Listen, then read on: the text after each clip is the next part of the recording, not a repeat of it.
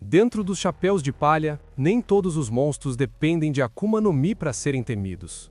E hoje, nós vamos responder uma pergunta que poucos fãs de One Piece deixam de lado até hoje, e apenas lembrando do Zoro. Mas e se Sanji e Jinbe lutassem sério? Quem realmente venceria? Sanji, o cozinheiro dos chapéus de palha, é conhecido como o braço esquerdo do futuro rei dos piratas. Um lutador que nunca usa as mãos, mas que transforma cada chute em uma arma mortal. O estilo do Perna Negra é baseado em velocidade extrema, mobilidade aérea e impacto contínuo. Com técnicas como o Diable Jambe, Sanji já elevava sua força a níveis absurdos, mas após os eventos de Wano, ele ultrapassa esse limite. O despertar das modificações genéticas da Jamma 66 concede a Sanji um exoesqueleto resistente, regeneração acelerada e um aumento brutal de força física. Com o Ifrit Jambe, Sanji combina chamas ainda mais quentes com o Haki do armamento, criando ataques capazes de atravessar defesas de comandantes de Yonkou. E falando em Haki, Sanji se destaca especialmente na observação. Ele detecta presenças a longas distâncias, reage antes mesmo do ataque acontecer e já foi capaz de desviar de golpes de Katakuri, um dos usuários mais refinados desse tipo de Haki. Essas habilidades não são teóricas. Sanji provou seu nível ao derrotar Queen, um dos All-Stars de Kaido, em uma luta direta e decisiva. Um comandante de Yonkou caiu diante do cozinheiro. Ele também conseguiu segurar golpes do almirante Kizaru em Egghead. Mas agora, do outro lado, temos um combatente completamente diferente. Jinbei não luta com pressa, ele luta com domínio. O timoneiro dos chapéus de palha é um mestre absoluto do karatê dos homens peixe, um estilo que não depende apenas de força física, mas da manipulação da água e da pressão interna do corpo do oponente. Mesmo fora da água, Jinbei consegue usar a umidade do ar para criar ondas de choque devastadoras. Seus golpes ignoram defesas externas e atingem diretamente o interior do inimigo. Fisicamente, Jinbei é um colosso. Ele já bloqueou ataques de Big Mom sem ser arremessado para longe. Sobreviveu a confrontos diretos em Marineford, incluindo Akainu. E derrotou Rus Rus, um dos Tobiropo, com autoridade total. Seu haki do armamento é sólido, consistente e extremamente bem aplicado. Jinbei não precisa de ataques extravagantes. Cada golpe é calculado para finalizar a luta. Agora, colocando os dois frente a frente, a comparação é complicada, com ambos tendo recompensa acima de 1 bilhão. Em força bruta, Jinbei leva vantagem. Seu poder físico base é superior.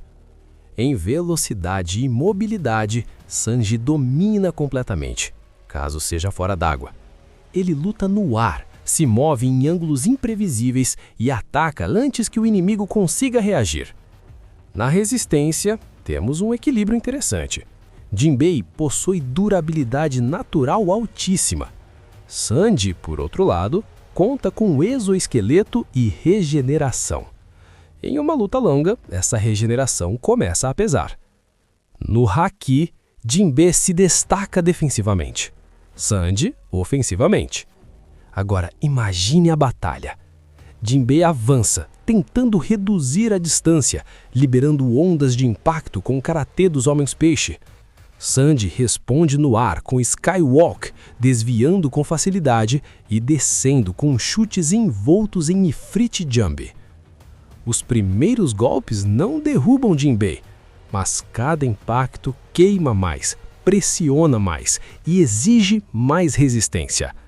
Quando Jinbei consegue acertar Sanji, o dano é real, mas o corpo de Sanji se regenera. Quando a luta realmente começa, fica claro que não é apenas força contra força, é estilo contra estilo. Cada segundo que passa favorece Sanji. A regeneração reduz o impacto dos erros. A velocidade cria mais oportunidades. E o Ifrit Jambe começa a cobrar o preço.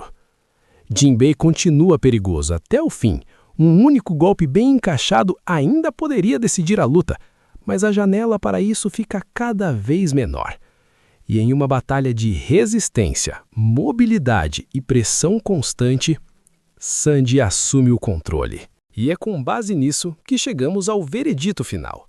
Em terra firme, sem acesso direto à água, em um ambiente neutro, Sandy venceria Jinbei na maioria dos cenários.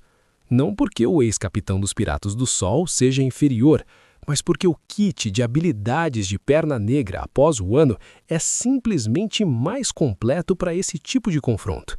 Sandy tem vantagem clara em velocidade, mobilidade e pressão ofensiva contínua.